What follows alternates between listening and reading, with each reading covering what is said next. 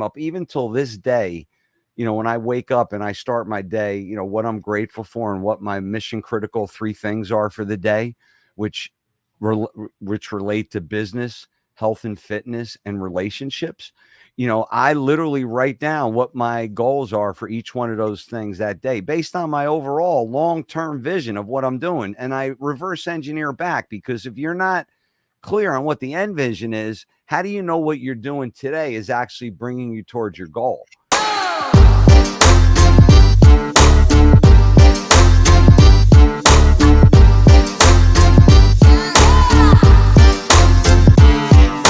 My show is geared to helping you achieve massive success.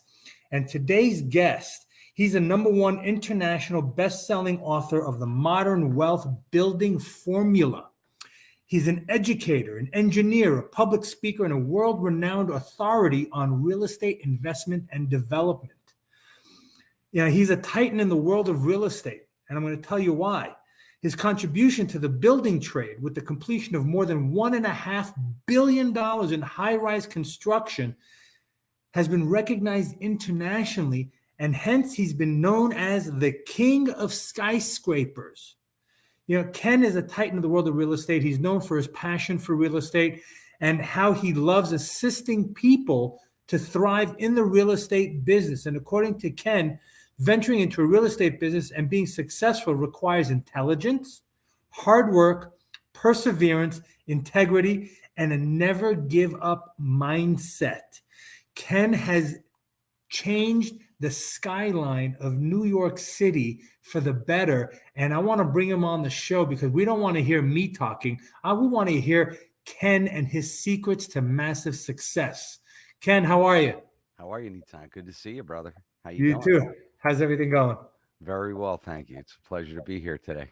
Pleasure to have you. I appreciate it. Thank you so much. And I know you're busy, so we're going to keep this short and sweet, and we're going to give it some awesome attention. And there's a lot of people out there that are listening now currently and that are going to be listening to this for many, many years on once it's posted and updated as a podcast. So, Ken, why don't you share with us who you were before you were the king of skyscrapers, and how and what was that shift? What were some of those steps or ideas that helped form who you are today? Yeah, the first thing I always say, excuse me, is I put my pants on like everybody else, one leg at a time, and it started out with going on class trips to New York City, where I had a dream that one day I would build a skyscraper, believe it or not, and wasn't a great student, created the 6-year plan in college. And when I got out, I had fortunately won a design development award, and it planted a seed. And I went on to a career of, what dad told you to do, go work hard, get a college degree. And, and next thing I knew, I was standing on top of a 30-story building that I built, $100,000 in debt with twins, going, now what do I do? Something's not congruent here in making sense with a financial, freedom or future that looked a little bit more bright. But the good news was I had learned how to build skyscrapers, and, I had built a lot of them, and I got really good at it. And that was kind of my transition into real estate. I always tell people, it doesn't really matter what you do before you get into real estate. Something applies to real estate, because real estate has every single aspect, of professionalism and hands-on. That's so true. So you started off as an engineer. I did. I graduated as a civil engineer, and by the time I actually passed the civil engineering license, I was making more money in construction. So I stayed in that career and worked myself up at the ladder as, project super, earned a site safety license and superintendent's license to build 100,000 square foot buildings in New York City. And, that's how it started, really being a super, and then learning what project management was behind, and worked myself eventually up to an executive in a #1 construction company in the world, Liew McGovern. And then from there, I was like, wow, I wanted to work for a developer, and I jumped over to a development company. And then a couple steps after that, I was on my own. Next thing you know, my first project was a $17 million assisted living facility, 113 beds, 72,000 square feet, that we built and paid ourselves like $1.6 million in fees, because that was the trick that I figured out. Like, if I could pay myself fees, I could give myself a job and then eventually create a future through real estate investing, which was the other side of the coin, you know? That's beautiful. So what would you say, were some of the um, points or pivotal points in your life that helped you achieve that success, right? Because you started off as an engineer, you went to school, you studied that, Yeah. right? You were working with that, then you started working with construction. What helped you go to that next level? Yeah, great question. And I actually heard you say it in the intro. Dale Carnegie was like one of the first courses I ever took, to get up in front of people and learn how to present myself. And then I did a lot of Tony Robbins training, which, in 2001, when the towers collapsed, I was a project executive, and when the towers collapsed, my best friend worked for Cantor Fitzgerald. I knew he perished. And I just kept hearing Tony in my voice, your feelings are based on what you focus on. You need to go back to the States and make a difference. The good news is we got stranded in Hawaii, but, Tony was a major transition in my life. That was, in 2001, I was 246 pounds. Said I weigh 168, and really, just got myself in shape. I said I'd be in the best shape when I'm 60, but that is where I really pivoted. I came back, I started chugging along, running in the morning, and then, working, continuing to work, my 5 in the morning till midnight, finishing up degrees and licenses and, positioning myself. And, just took it from there. But, between Tony and really personal development, which has been a part of my life, investing in myself, a couple of years ago before I wrote the book, I was laughing because I had like 9 coaches. I was learning how to, do a real presentation and how to do a one sheet and, how to write a book and how to write, all kinds of stuff about the stuff we don't know, and that's when you really start to accelerate in life, when you stop trying to figure it all out, surround yourself with, mentors and move it forward. That's so true. That's so true. I discuss it on my show as well. You talked about you had 9 coaches, right? Today, people don't understand that you can go to school, you can get educated, right? You can get textbook education, right? Which is great. It has its worth, right? If you want to be an engineer, you got to know the laws, you got to know the rules, you got to know how to measure, how to do all that.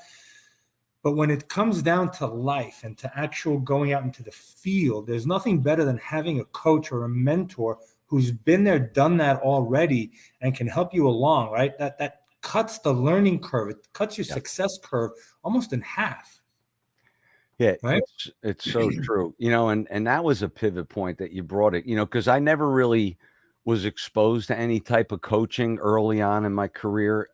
But then one day I sat there, I'm like, well, my football coach would always like tell me what to do, and I realized I was coachable. I was an all-state football player, and I remember trying my first coach. I was like, what is a life coach?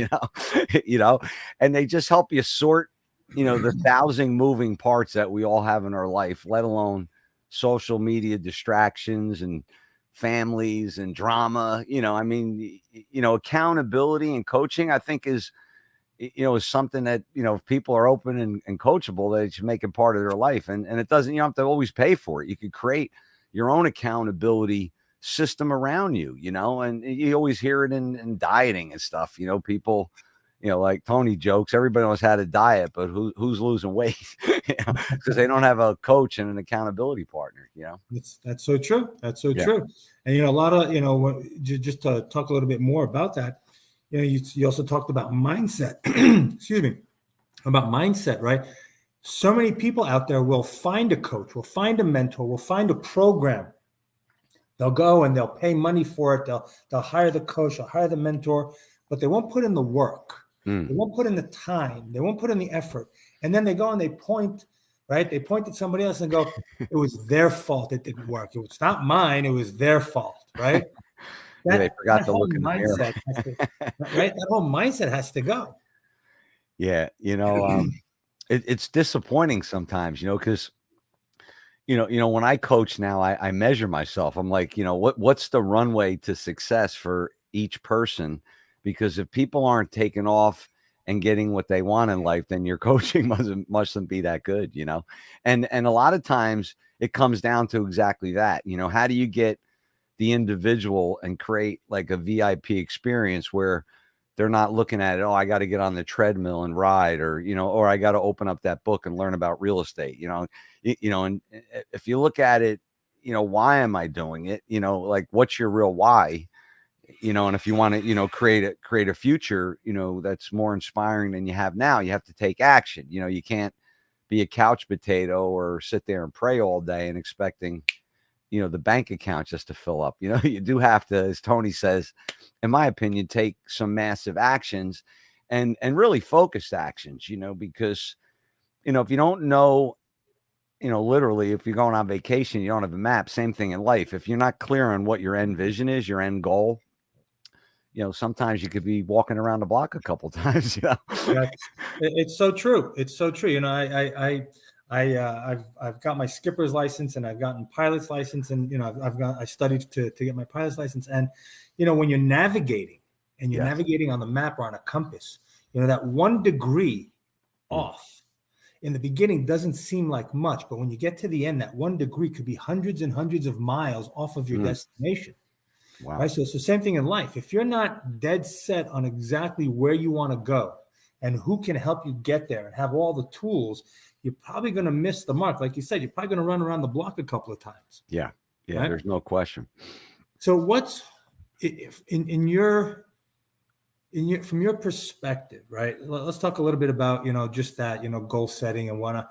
How can people, you know, we have a lot of new people listening, newbies that want to get involved in real estate, and people think, oh, it's so easy. I'll just buy a house, fix it and flip it, or I'll buy an apartment complex and I'll get cash flow. What were some of the tools that you used to help you set goals or even come up with a goal, right? Because a lot of people say, oh, I want to make money. I want to make millions and millions of dollars. That's my goal. Yeah. You know, what I found, and, you know, people have this tendency to make lists, right? And I found at one point in my life, I had so many lists, it froze me because I didn't know where to start. There was sometimes 100 items on there. And I really played a game at myself. I said, okay, if I look at this list as a bureau with 8 different drawers, because, you know, I had my career, I had my finance, I had my health, you know, and I break that list down into 8, you know, categories, it looked a little smaller. And then as I looked at the items, say, related to my health and fitness when I was 246 pounds, you know, I looked at and I says, wow, if I do these 20% of these items, I'm going to get 80% of the results. And, you know, and, you know, I guess you could refer to it as, you know, chunking it down. You may have heard the term before, but it was a habit that I kind of came up even till this day.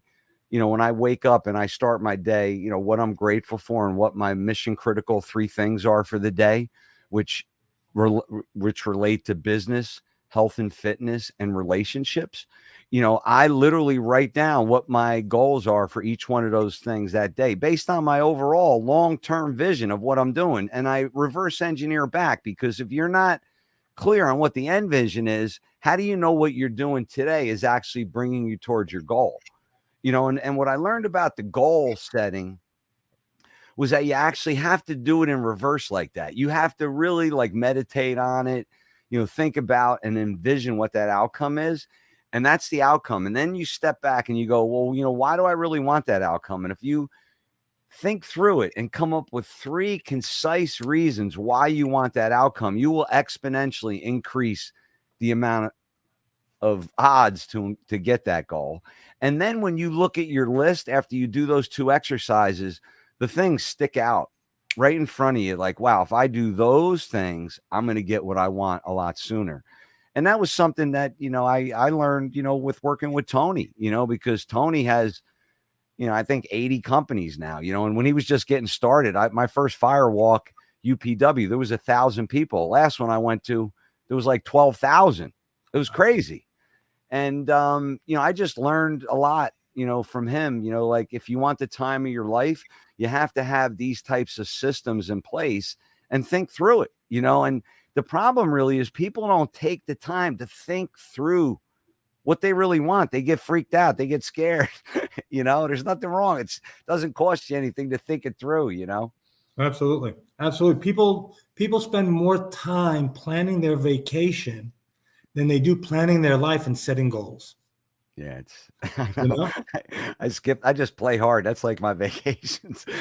I'm constantly on Exactly. vacation, and Exactly. I it's was all reading mindset. Like you said, huh? it's all mindset. You could create anything you Mhm. want through language and mindset. Absolutely. What are some of the tools or the action items that you do to help you keep that positive mindset going, right? Because life will throw you curveballs, you know, physical, chemical, chemistry in your brain. One day you may wake up and you're a little bit off. What are some of the things that keep you on that path? Yeah, I have this thing I call structure for fulfillment. So like I have most of my hours accounted for. So if I get knocked off for a perch, I could always go back and go, well, what am I supposed to be doing? One of the things, and might be off on a tangent, but my why Wednesday is I go see my 87-year-old parents in the morning and have breakfast with them and my brother. And stuff like that's important because there's a fallacy about you want to have a balanced life. Life is never really balanced. Like you're either going full tilt with your family or you're full tilt with your career. It's hypothetical, but the bottom line is, if I were to do it all over again, I would have worked less Sundays, because it was like 7 days a week, and I would have spent more time with my loved ones. This past weekend, yeah, I was in a town that had 1,034 people in population. I didn't even know life existed like that. Coming from New York City, there's 1,000 people within the one block going to Penn Station. Right. In one And building. my son got married, and he's an intelligence officer. He's like, Dad, you want to go to a wedding on a lake in shorts? I'm like, absolutely, and it was a whole way of life that I never really, I guess enjoyed it the way I did, and those kind of things where in the past, I used to think work was more important, and I realized that by adding that in, I actually produce more. Like my production, has never been better. I get stuff done in a couple hours with people take 8 hours, but that took 137 hours, 7,000 hours of practice, but, I just say that because, if people are looking to save time and accelerate and learn fast, give us a call. We're here to help you out and save time. We want to see you take off in that jet, and enjoy yourself in life, be with family and be able to pay it forward. Absolutely. Absolutely. That's fantastic. So, I like what you said is that you have your hours already dictated on what you're going to do. So that if you do get a little, a phone call comes in, throws you off, takes you off of your game, you go right back to your schedule and you know where to go. And a lot of that, what that'll do also, and correct me if I'm wrong, Ken, it'll keep your energy level Yeah. up. It'll keep you focused. It'll keep the negativity out because you don't have time to focus on the other person next door, or your competitors, or your people, because you're focused on your goal. You're focused on doing what you're doing, right? So there's no time for that negativity to seep in and to set foot. Yeah, and it's funny you say that because I'm a little nerdy and I do these color coded sheets and whether I'm at church on Sunday for 4 hours, it calculates the percentage of time. Like that's my spirituality draw that I was telling you about the dresser.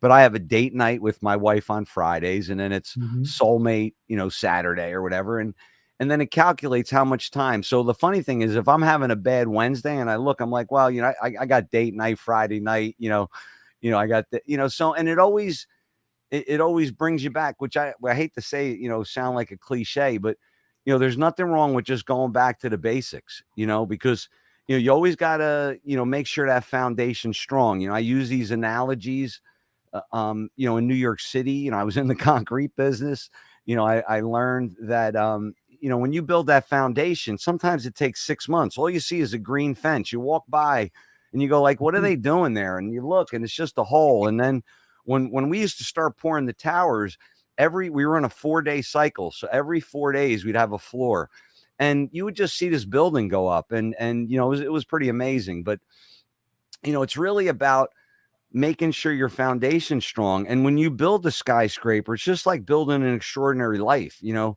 need a strong foundation, and that superstructure out of concrete, that's your backbone, because life is tough, man. You're going to get knocked around, and that's why you got to get the skin of the building on real quick, get the windows and the skin on, and the roof, because you got to batten down the hatches, because life's a storm. And then the elevator's the key, because you got the hoist going up and down on the outside of the building. You got to get the elevator on the inside, and that represents how life is. It's really up and down. So you get that elevator going inside, and then you focus on the finishes, and that's when you get to kind of polish up your life. And I love that analogy, because that's what life is. It's a process. You can't just be successful overnight. I started with $10 a week. Like I said, my dad, climbed telephone poles, pumped gas at night. My mom was a bank teller, and they just said, go to college, go to college, go to college. And I'm like, I don't want to go to college. you know the drill. Absolutely. Absolutely. But I agree with you. And I love what you said. I have 2 teenage daughters, and, they come and they see the top part of the iceberg, right? They don't see the 80% below the water, right? So just like you said, they don't see the building of the foundation, and growing up in New York City as well, right? Walking down those construction sites, and you're right. For 6 months, you're looking through those fences, and you're like, dude, they're not doing anything. What are they doing? And they're digging and they're putting, but once that foundation is built solid, that sucker goes up like that in no time, right? And people are amazed about, oh my God, look how fast that's being built. Look how fast that's being built. Oh, wow, look at it, right? And my daughters also, they just see that, well, you just have, look at your car and look at this and look at that. I said, but you don't see the 20, 30, 40 years of stress, of tears, of fatigue, of exhaustion. Exactly. Tears is right. Remember those nights we're going, oh man, how are we going to get through this week? That's right. Our kids are going to get I used to think, oh wow, how am I going to get my twins college tuition paid? That's right. That's right. Yeah. When I was growing up, when I was in New York City, there were times where I had to make a decision. Did I take the subway to Wall Street and work, or did I eat lunch that day? Right. People don't see those challenges, that struggle, right? They just see the nice shiny face and the success and all that, but it's behind the scenes is what is the truth behind it, right? We have a question here from Shaka. He goes, as a 25-year-old, what are some things you would consider time wasters on the road to success? Great question. Social media for sure. Mm-hmm. I have someone take care of that for me. So if I do get feedback, but stay away from social media. It's just a total distraction.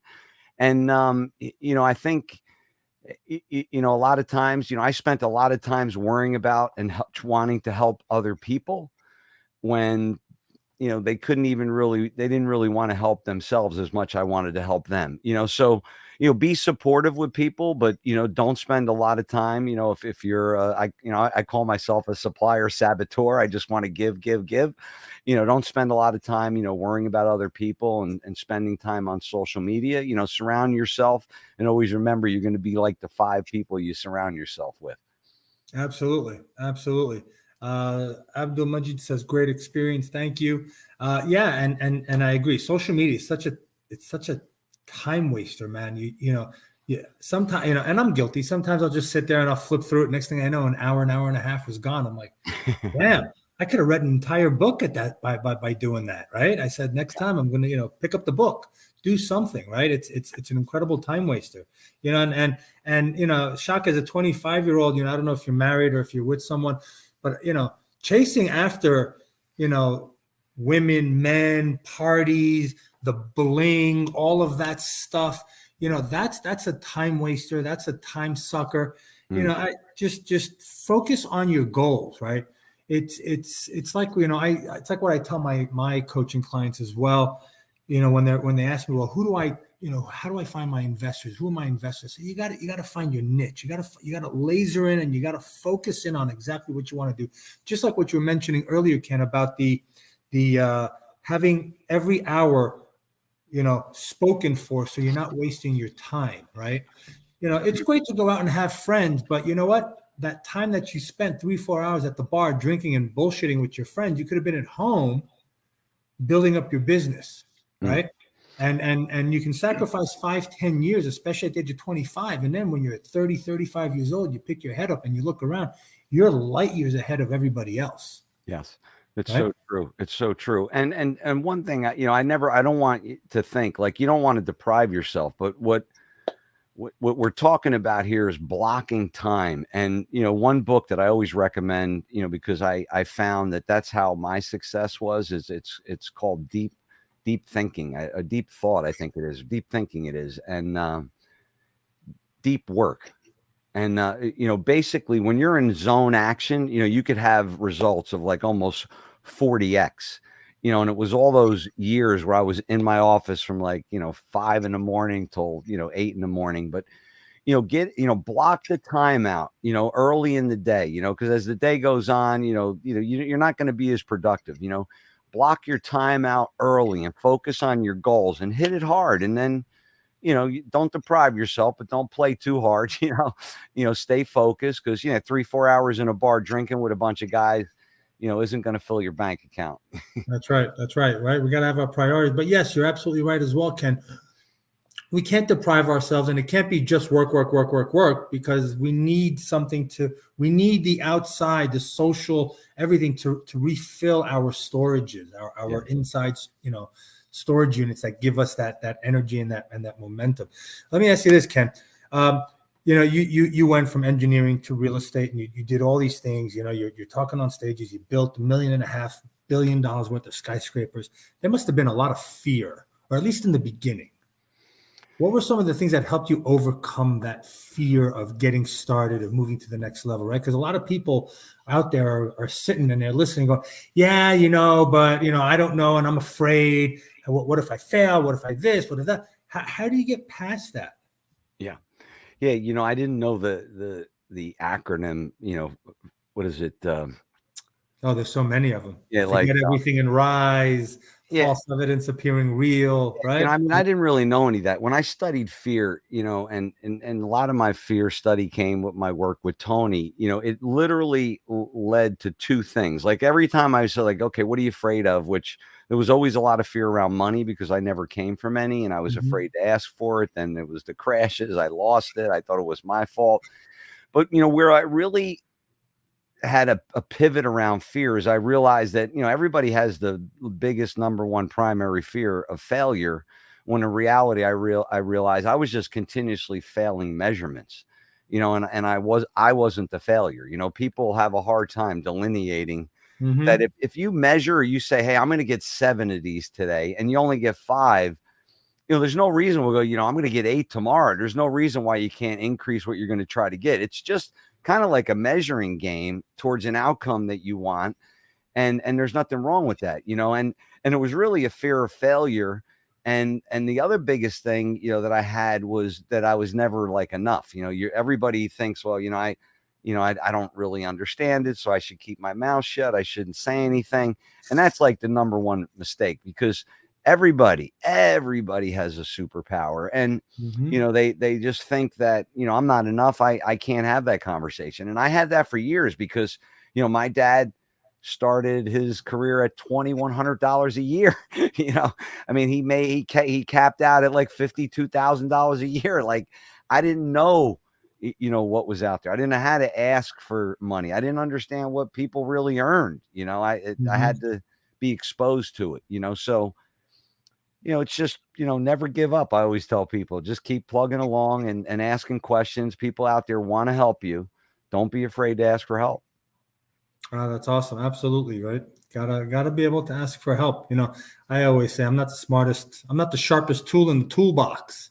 I say that too. We'd be hanging out in the same bin there. In the same toolbox, rubbing up against each other. Absolutely. I always say if my company, my business had to rely solely on me, I wouldn't be successful. Yeah. Right. Yeah. I've been very lucky to surround myself with people who are a lot smarter than I am, who are way more capable of way more than I am. Yeah.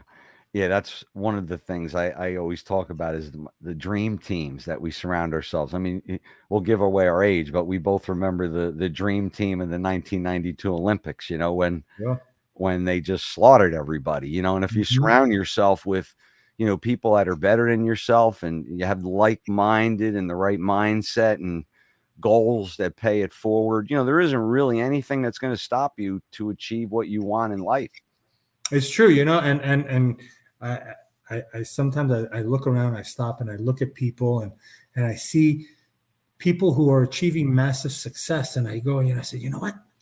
Just like you said in the beginning, they Yeah, put on their pants the same way that I do. They shower, they brush their teeth, they drink a beer the same exact way that I do. What is different from them than me? And it comes out, to two things, right? Mindset and taking action, it's right? Those two things, right? It's funny. It's funny that you say that because, I always say if you're gonna if you want to live in a world of performance, right, which applies to everything, it's really simple. It's either action or inaction.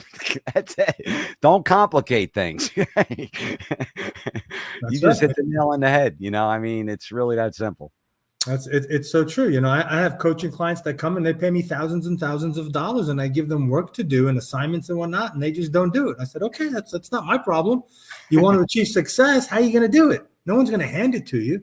You got to Yeah, go out there and take it, exactly. right? Exactly. You got to go out there and we that's the reason why we have two hands, so we can grab things with both hands and reel them in, so we can go out there and grab our success and grab our life and grab everything with two hands so that Yeah. we can hold on to it, Yes. right? Yes. Yes.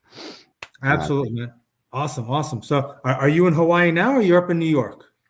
No, I'm in the New York metropolitan area. We actually live in New Jersey, and Okay.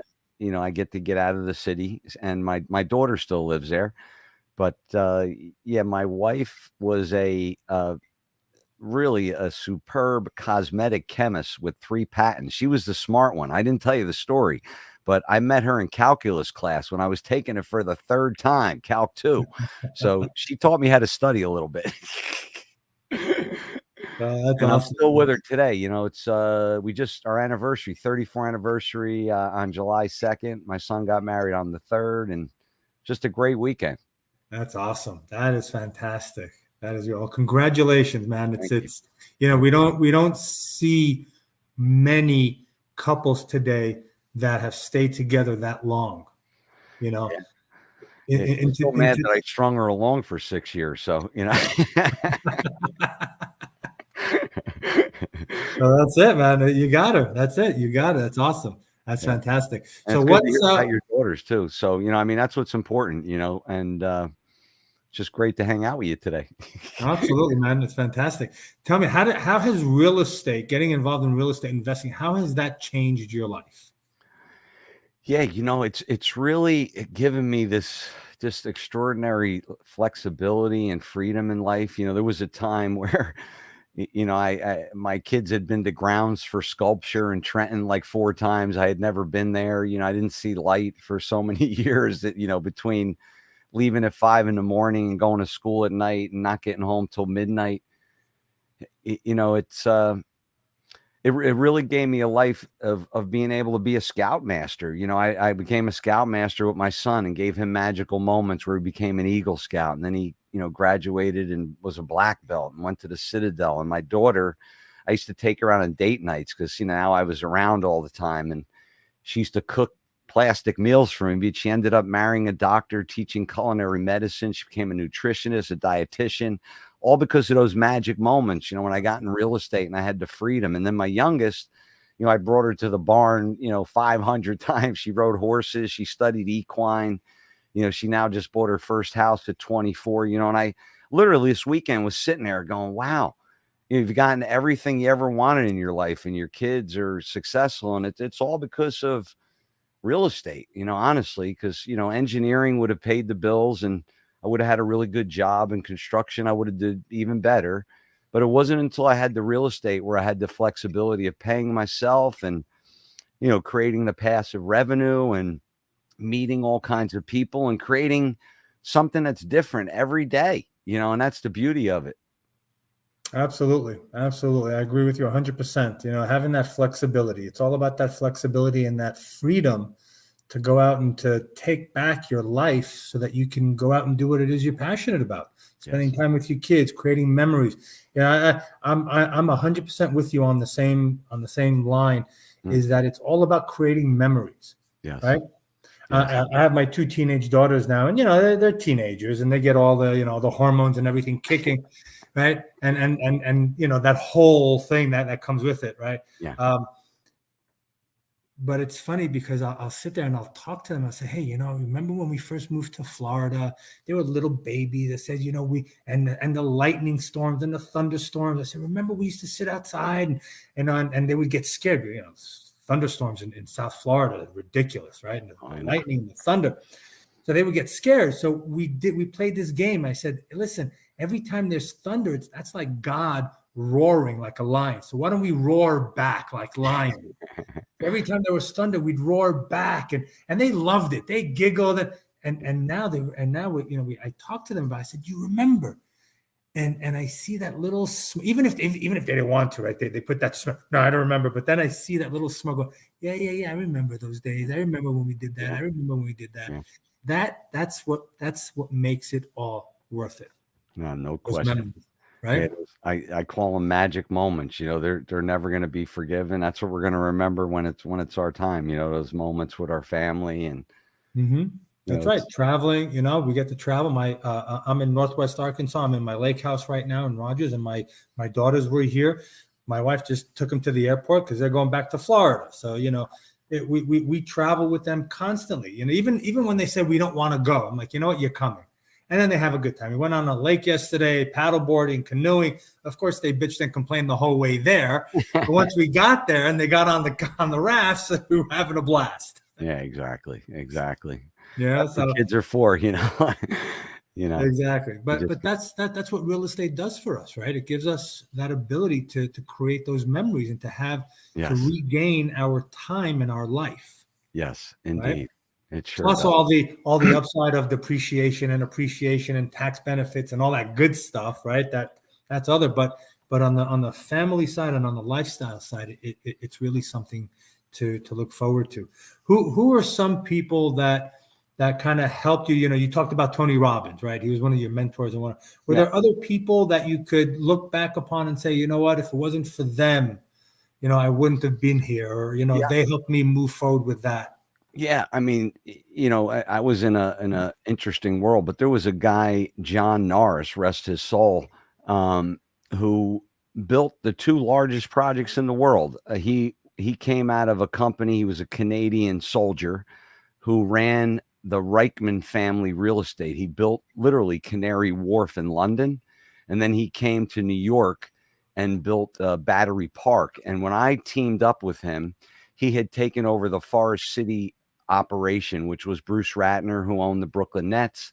And I was part of $1 billion project that we built in Metro Tech early on in my career. And I used to meet him like literally at 5:30, 6 o'clock in the morning, a couple times a week to just be mentored. And, he was probably the biggest pivot in my life, because at one time he says, you're really good at what you do. You need to go work for this guy, Trevor Davis.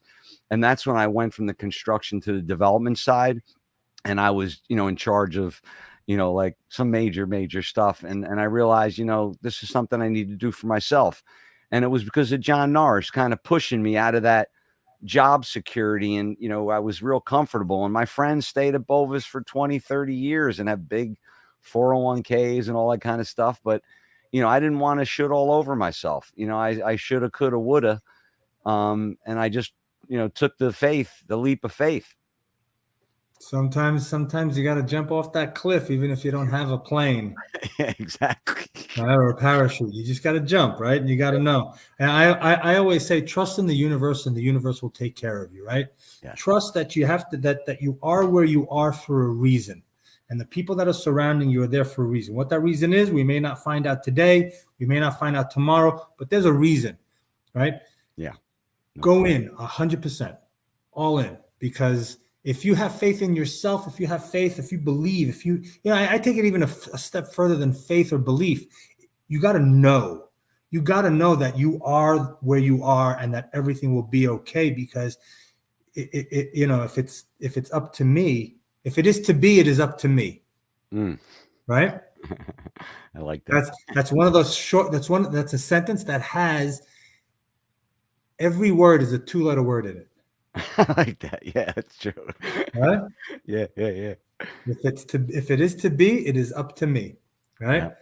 And so, I traveled the world for many, many years, and I was put in these ridiculous circumstances in different places. But, when you don't have that confidence or belief or knowledge that everything will work out, because it already has, right? I mean, as bad as shit has gotten in our lives, look where we are today. Yeah. Right. Yep. So as bad as it was, we still made it because we knew that things were going to be well and things were going to be good. So that's kind of the the mindset that I always that I teach my children, and that we move forward in.